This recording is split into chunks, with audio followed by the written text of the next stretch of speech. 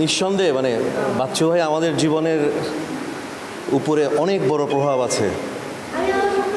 প্রথমত হচ্ছে যে ব্যক্তিগতভাবে আমি তো বাচ্চু ভাইয়ের ফ্যান, আর দ্বিতীয় কথা হচ্ছে তার সঙ্গে আমার কাজ করার সৌভাগ্য হয়েছে।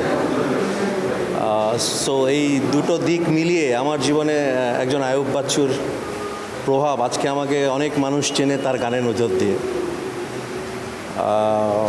এবং এই দেশের ব্যান্ড মিউজিকের ভিতর দিয়ে একটা কালচারাল রেভলিউশন হয়েছিল 90 দশকে। গান কেন্দ্রিক একটা রেভলিউশন হয়েছিল বাংলা গানের, যখন হিন্দি গান এবং শহুরে যুবকরা তরুণরা যখন ইংরেজি গান শুনতো, ঠিক সেই সময় আয়ুব বাচ্চুরা গিটার নিয়ে একটা কালচারাল ফাইট দিয়েছিলেন। সেই জায়গা থেকে বাচ্চু ভাইরা এবং মানে আমরা 90 দশকে যারা আমরা মিউজিকের সাথে ছিলাম আমরা সফল হয়েছিলাম।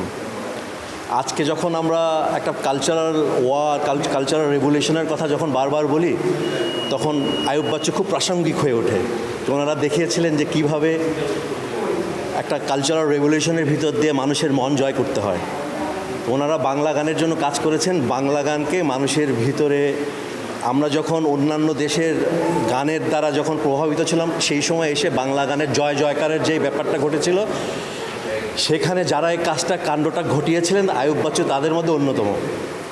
তাই সেই মানুষটার আজকে জন্মদিন।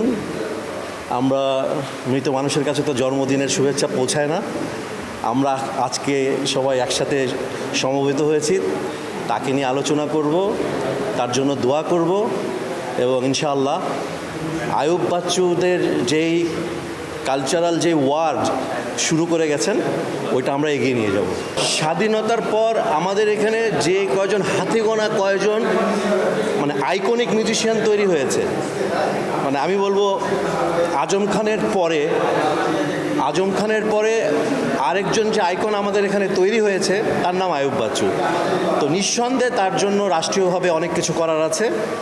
তো আমরা নিশ্চয়ই সরকারের কাছে এই দাবিও তুলব যে আয়ুব বাচ্চুকে কীভাবে আরও রাষ্ট্রীয়ভাবে অ্যাকনলেজ করা যায় এবং কিভাবে রাষ্ট্রের অ্যাসেট হিসেবে আয়ুব বাচ্চুকে আগামী প্রজন্ম স্মরণ করবে, চর্চা করবে, সেটা নিয়ে আমাদের আসলে এখন কথা বলার সময় হয়েছে।